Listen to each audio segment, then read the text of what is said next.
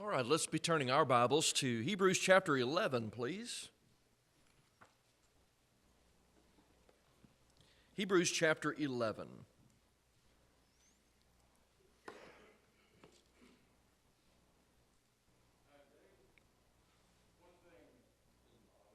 Yeah.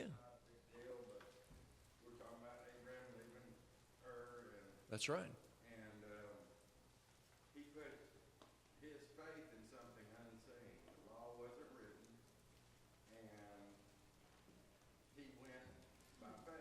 He did go by faith, yep.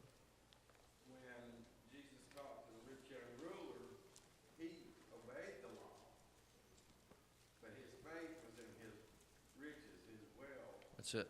And so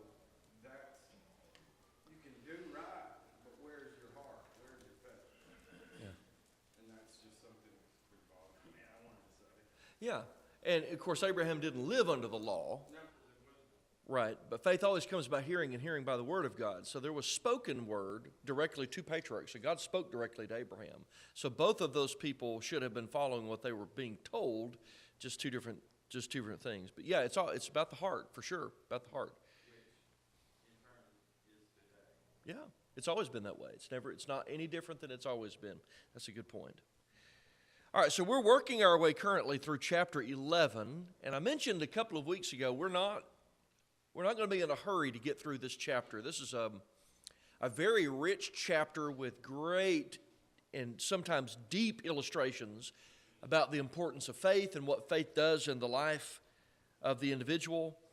And our original intent was to be, a week or two, and we'd be through 40 verses about faith. And today we're going to be starting in verse 17. And maybe we'll make it down through verse 29, probably make it down to about verse 23 or 24, something like that. There's too many rich lessons to learn to rush through it. And then I'm thinking probably because we have more generic references made and not necessarily character studies at the end of the book or at the end of the chapter, we'll have maybe next week to get through the rest of it. And next week I'll have out some new notes to get us into chapter 12. And again, that means we're getting near the end of the book. And if you have suggestions, I would prefer to go back and do an Old Testament book. We've had a couple of suggestions that are great suggestions on Old Testament studies, but we try to do some textual study. We usually go Old Testament, New Testament. We go back and forth, so we're balancing out the testaments on that. So any suggestions you have in additions to the one I've already gotten would be great for an Old Testament study. So next week, we'll probably try to finish out chapter 11, and we'll do the best we can. Again, we're not going to rush through it, but we'll do the best we can. We'll just have a few probably additional comments on Moses, and then a few really quick references to some folks in the Old Testament, and then some generic references to events that happen in the lives of faithful people and what we know about some of those events. Today we're going to be looking at one more example from the life of Abraham, and then we're going to be getting into some of the other patriarchs, Isaac, Jacob, and Joseph, down through verse 22, and then we'll delve into the life of Moses, and examples of faith in his life or connected to his life beginning in verse 23. Look at verse 17. So here's the last example regarding Abraham. By faith, Abraham, verse 17, when he was tested, offered up Isaac, and he who had received the promises offered up his only begotten son, of whom it was said, in Isaac your seed shall be called, concluding that God was able to raise him up even from the dead, from which he also received him in a figurative sense. In all the examples over the life of Abraham, if you're reading the book of Genesis and everything that's said afterward, reflecting back on his life in Genesis, that part that's recorded for us, in all that we know of Abraham, in examples of faith or faithfulness in the life of Abraham, where do you think this story ranks as far as memorable stories of faith? I think it's the top. I think of all the stories we know about Abraham, this one stands head and shoulders above the others, not that he wasn't faithful in other, like his calling, like Jimmy was talking about, but this one just stands up there as the premier example of his great faith toward God. So we're going to learn a tremendous lesson about faith from Abraham this morning in verses 17 through 19. I just think this is one of the greatest examples of faith on record, certainly in his life. In fact, one man called this the strongest illustration of faith, undoubtedly, which has ever been evidenced in our world. And I agree with him on that because of the profundity of what happens, the extent to which he was willing to go in his faith. What we're going to learn in this particular example, we've learned something in every single example of faith, is that faith trusts God to work out the details from A to B. That's how I framed it. But there's always something that we don't see that's the middle part that gets us from whatever God asks us to do to his promise. And there's faith is what trusts God to work out the details to get us from here to here. And that's what we're going to see in this story. Eventually, it's going to be that faith is willing to sacrifice what is dearest to us to accomplish the will of God. So we'll see that in just a moment. But if God promises us B, right, he promises us something here, and he tells us to do this in order to get here, however he gets us from here to here is on him. And that's what faith is trusting in. It's the ability of God to move us from point A to point B. Now, in this story, when it says he was tested, he offered up Isaac, who had received the promises offered upon his only begotten son. There's two things that need to be clarified here, because I don't suspect that these are issues in this setting, right, with this group of people this morning.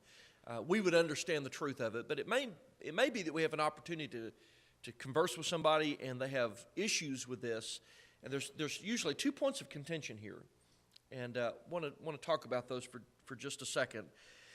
Some people read this story and they believe from this, ironically, oddly enough, that this is a story specifically designed historically by God to teach people that he does not want human sacrifice. And there are volumes of books written about how this is a story where God was trying to teach truth about how human sacrifice is not a good thing. Do you think that's what this story is about?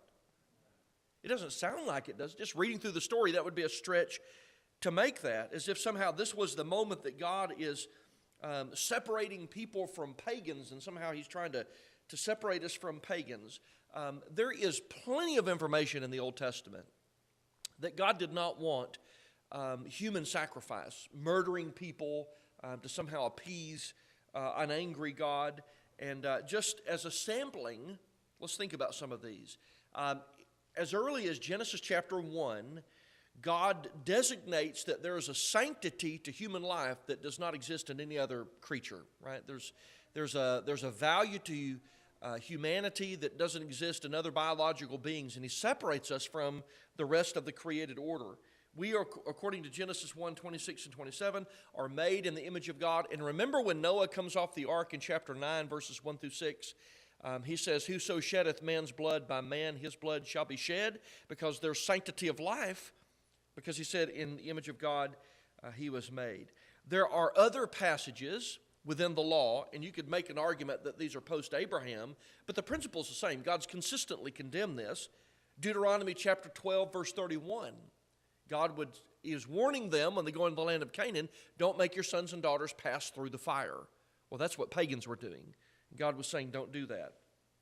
He did the same thing in Deuteronomy chapter 18, verse 10. So God was always consistent. And when they encountered pagans who were doing that and tried to dabble in that, like 2 Kings 21, verse 6 specifically, where it was common among pagan religions and peoples, God condemned them. So he was always consistent to say, that is not true.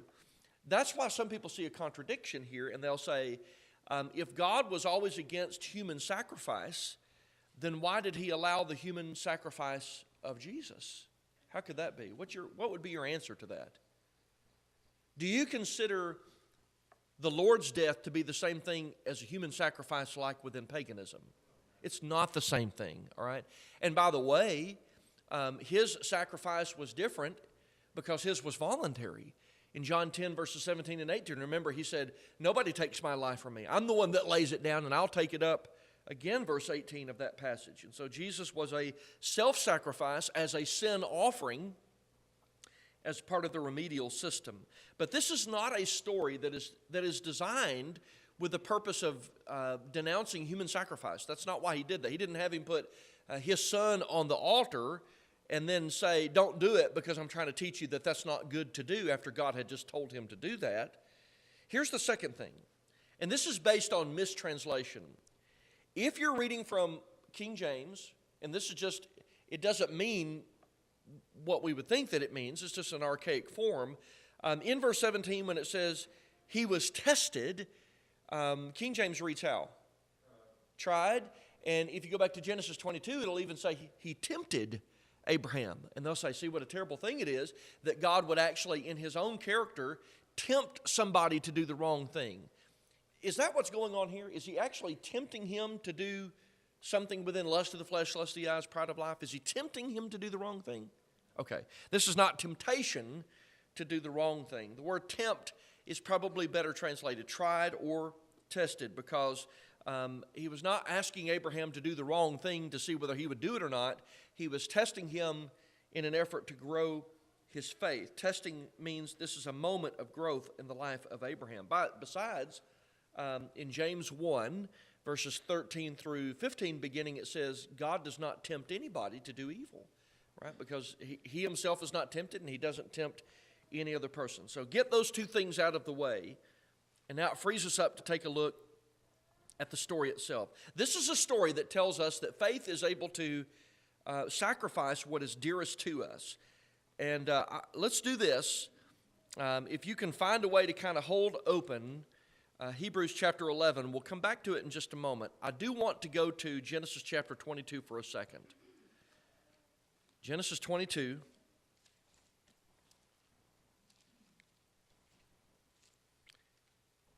And if you can, whatever you can use to kind of mark Genesis, because we obviously have a few more stories. We've got Isaac, Jacob, and Joseph, and we're going to need to kind of go back and compare some verses, look at some verses. So chapter 22. In summary, Hebrews chapter 11, 17 through 19, in summary what you have is chapter 22 of Genesis. Now, in chapter 11 of Hebrews, he says he was requested to go offer his only begotten son. Well, here's the command of God, verse 1. It came to pass after these things that God tested Abraham and said to him, Abraham, and he said, here am I. He says, take now your son, your only son Isaac, whom you love, go to the land of Moriah and offer him there as a burnt offering on one of your mountains, or one of the mountains of which I shall tell you. Remember what he does.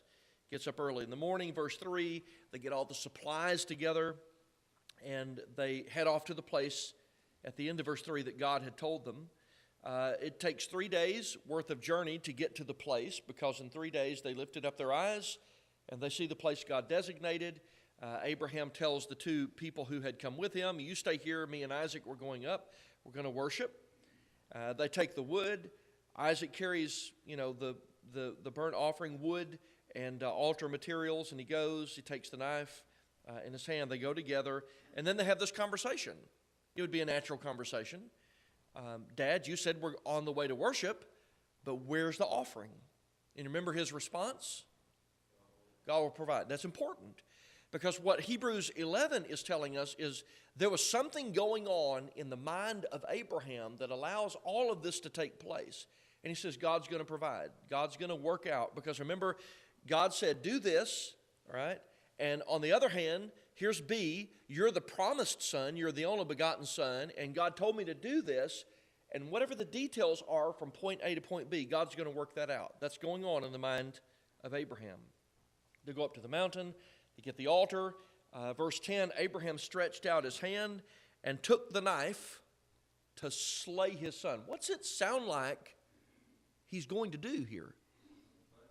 Does it sound as though he's really going to kill his son? Okay. So God stays his hand. Verse 11, the angel of the Lord calls out, and they have a conversation. Verse 12, don't lay your hand on the lad.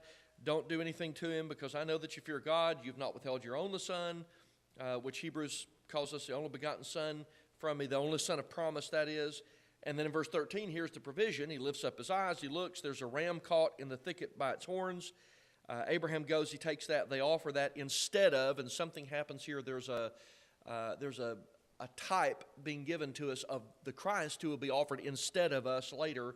And then Abraham names the mount, and the promise is renewed in verse 18. Speaking of Isaac, in your seed, all the nations of the earth will be blessed because you've obeyed my voice. So Isaac would be the one through whom that promise of the seed would be carried on.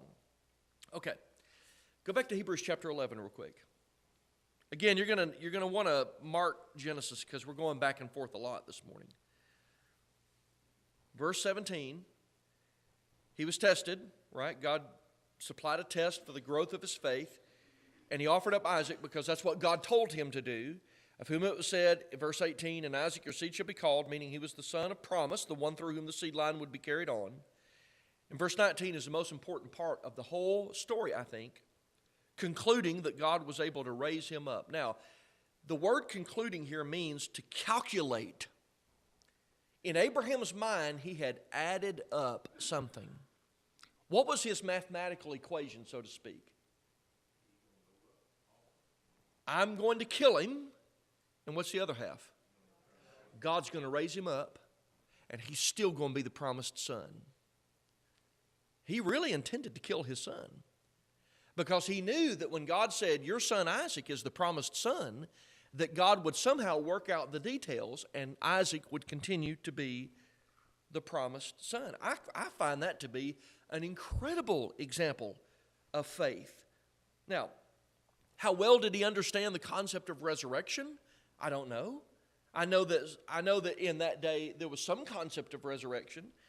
In Job chapter 19, Job speaks of redemption and somebody that would advocate between him and God if he should die. And so he talks about a redeemer and an umpire to stand between him and God.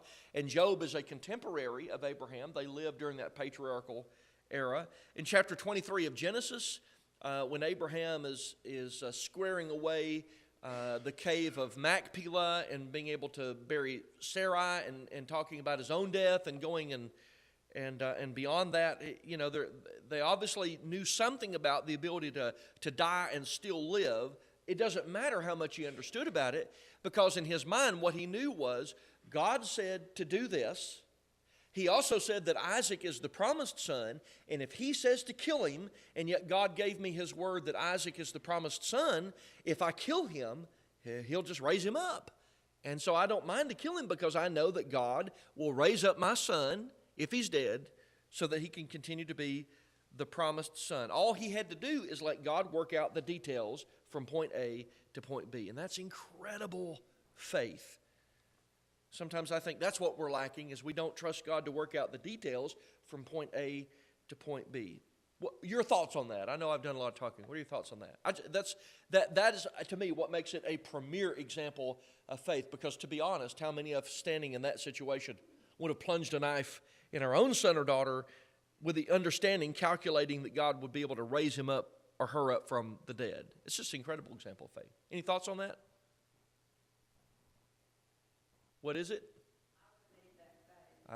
We would all need it in that moment, because without it, Abraham would never have done what he did. And but I just think from the very beginning of the story, you see the confidence of Abraham in so many subtle things in that passage.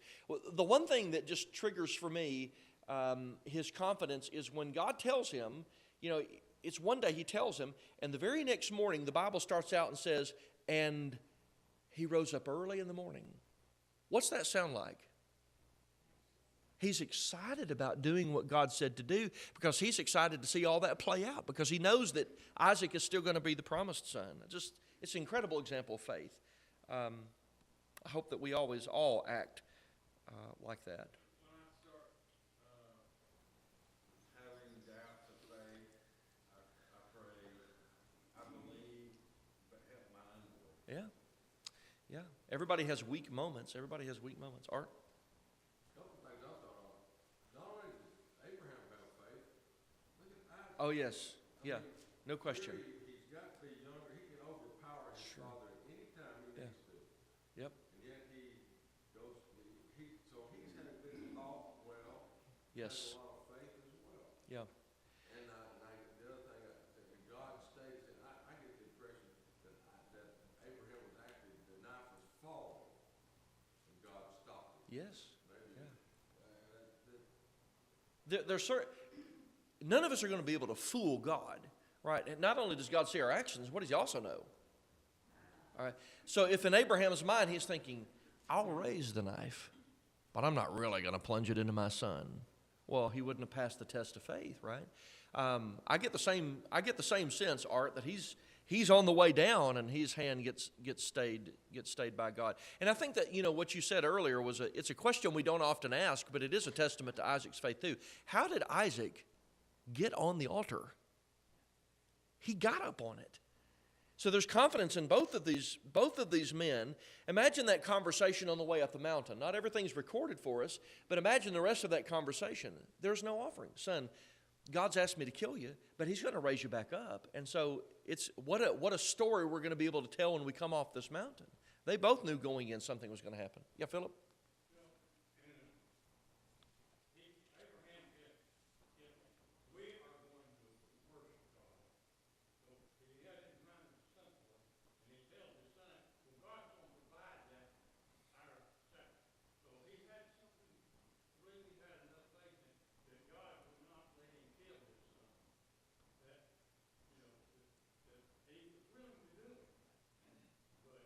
I think in his mind, he really believed God wanted him to kill his son. I think that's what he meant. Because in verse 19, he concluded that God was able to raise him up. It sounds to me as though he really believed he would be required to do it, and then God would show his fulfillment of the promise by still raising him from the dead. So I think he had super strong faith that God wanted him dead. Yeah. Kill it, burn it. Yeah. Yeah. In this, I think Joel brought out something about a week or two ago.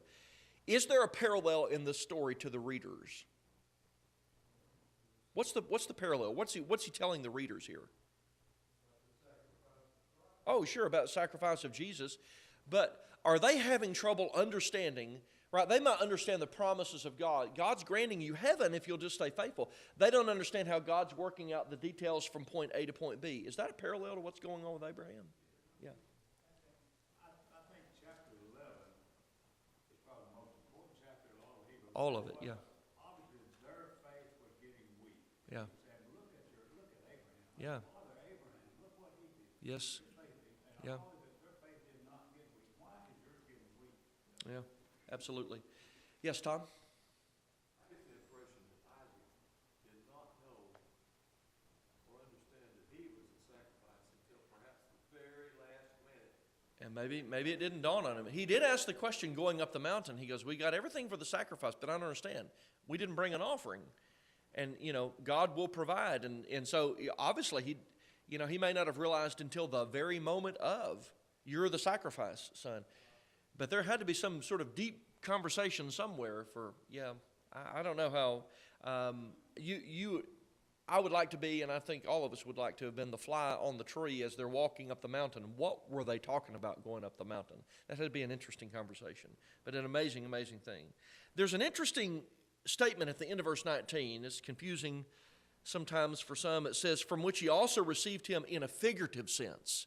What on earth does that mean?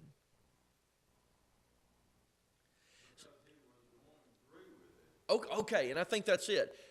Even though he didn't actually die, when you lift a sacrifice off of the altar, in what sense do you take the sacrifice off the altar? What are they normally? Dead. Okay. So in a sense, it was as if his son had died on the altar, and so in a figurative sense that took place because he received him back from the altar as if he had been dead because he was so intent on doing that. Going through this, there's a couple of truths. There's three truths that I want to mention before we move on. And here's the first truth. Because I think this applies to the readers. It certainly applies to us. Does God ask us to do hard things sometimes? Was that a hard thing for Abraham to do? I mean, he's full of faith, but still a son. And how many times in the text does it say, he's your son? It's not just your son. He's your only son. That is the son of promise, the one you love.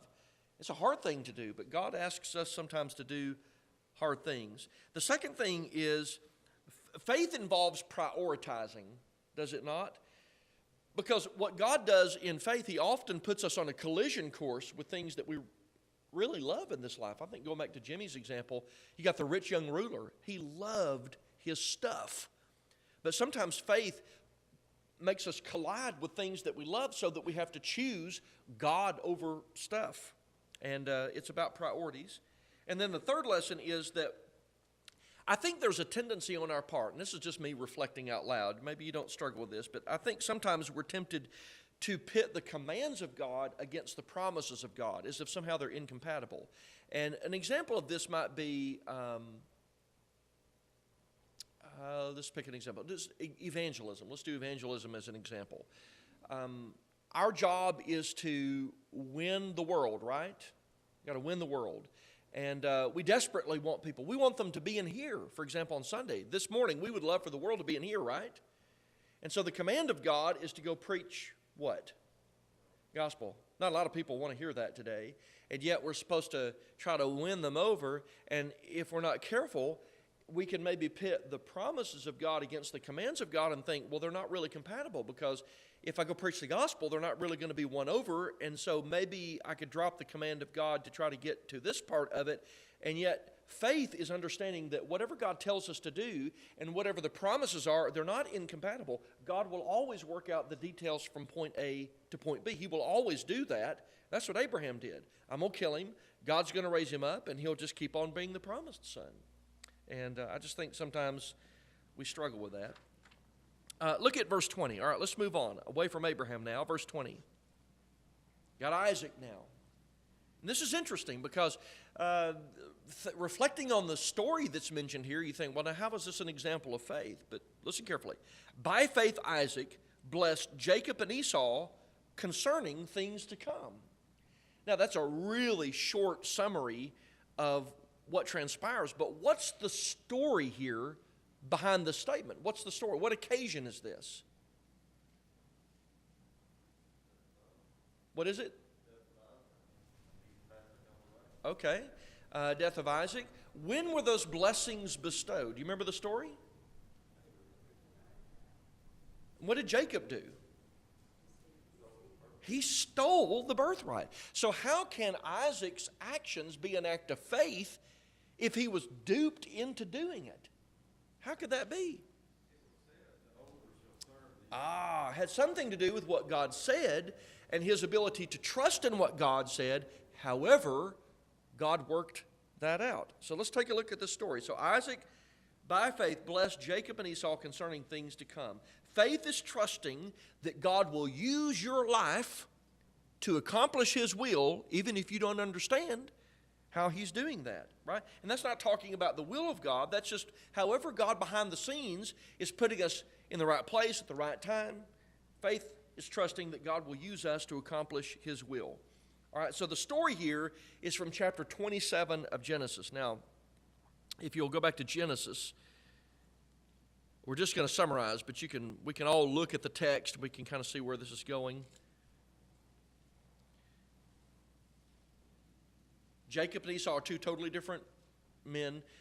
Jacob is more of he's the guy that's the organizer, and he's able to run the family business, and Esau's the guy out getting the game for the family business, so to speak. There's two totally different personalities. And there's lessons within that about how not everybody's the same, and we don't think the same, and not everybody can have the same job in life, but they're two totally different. So Esau's the guy that's out in the field, and he's getting the game, and Jacob's running the family business back home.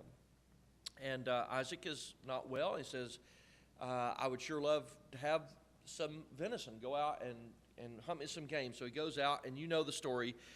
In the meantime, the mom takes her favored son, and because she favored Jacob over Esau, and she has him, put the hair on his arms, and he makes himself smell like his brother, and he brings in the savory meat, and Isaac doesn't see too well, and you get a sense, he's older, and he wants to believe what he wants to believe, and so he's duped by his son into offering him the blessing that would be due to the firstborn, which should have been Esau.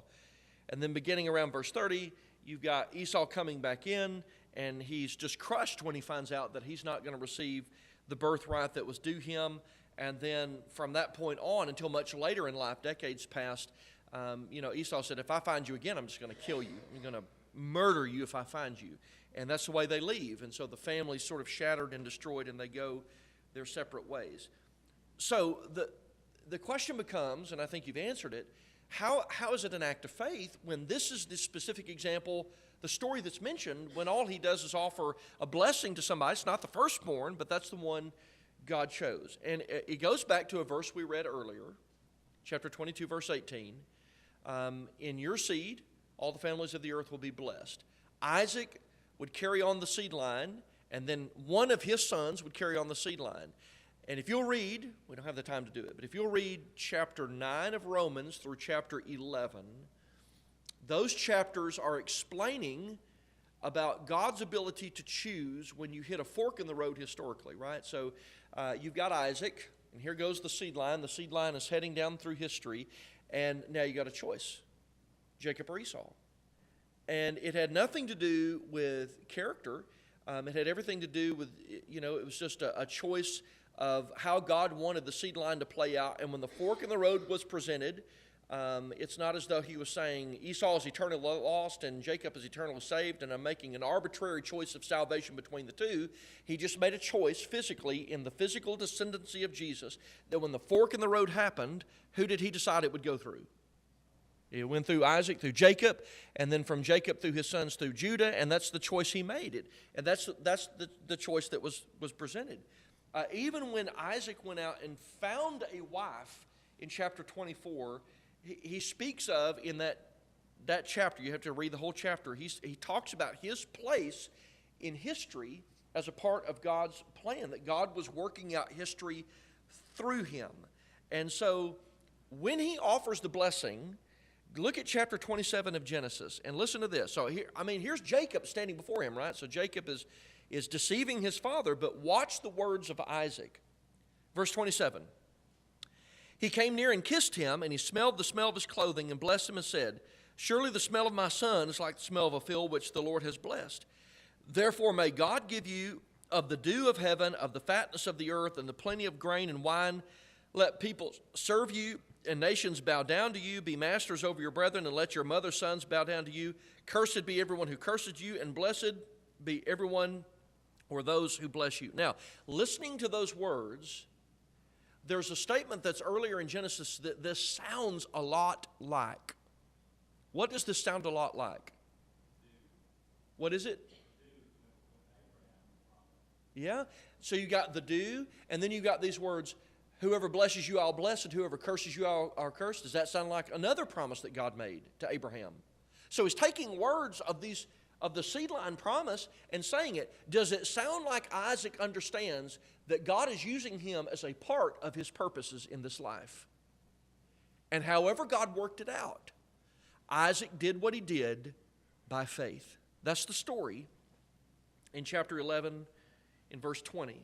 So though Jacob sinned against his father and against God, the direction of the seed line was foreknown by God, and however much Isaac knew or did not know, however much he understood, he knew that God always accomplished his will, and that's what God was working out through him.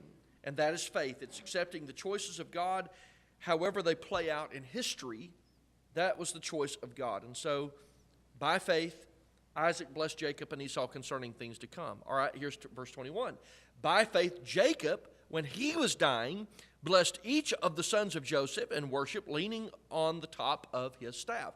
Now, there's two different two instances here that are mentioned in the life of Jacob near at the end of his life, and one is the blessing of the sons of Joseph. That comes in Genesis chapter 48.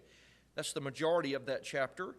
And in that, he does the same thing as Isaac, because he's always talking about how God was working this out through him. The second instance, and the one I want to kind of look at, is in Genesis chapter 47, verse 31, that's talked about here, him leaning on the staff and bowing down chapter 11 of Genesis or Hebrews, he is worshiping God. There is a connection, I think in this passage we're meant to pick up on, between faith and worship. They go together. Faith and worship always go together. Faith compels us to worship God, because that's what Jacob did on this occasion. And in worship, we express our faith through acts of praise. And I don't think it's accidentally that the writer mentions his act of worship as a response of his faith, right? Because he had faith. By faith he did this, and he worships God. Because apparently, according to Hebrews 10, who also was struggling to make it to worship. Were the readers struggling with that? And if they're full of faith, how does faith express itself?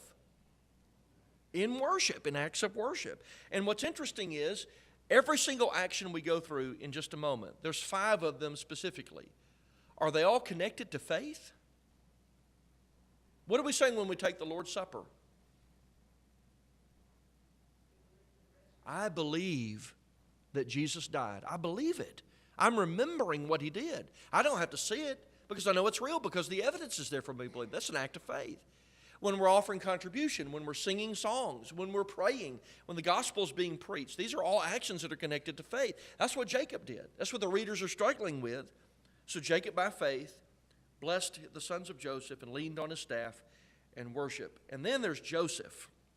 Verse 22, by faith Joseph, when he was dying, made mention of the departure of the children of Israel and gave instruction concerning his bones. So here's another really quick, short example of faith. What was his desire? What did Joseph want? All right, I'm going to die, but I want you to take my bones to the land of Canaan. He knows that the children of Israel, the descendants, are eventually going to live in the land of Canaan. How did he know that? He didn't have foresight. It was promised.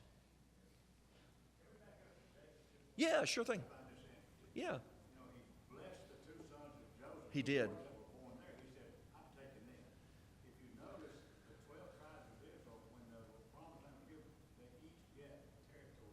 Yes.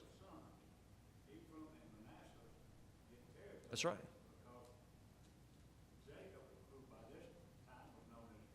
That's right.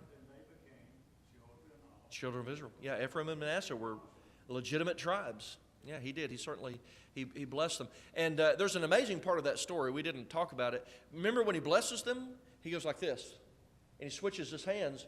And Joseph stops him. He goes, oh, Dad, don't do that because you've got it. And he goes, no, this is what God wants. And so he blesses them in certain ways.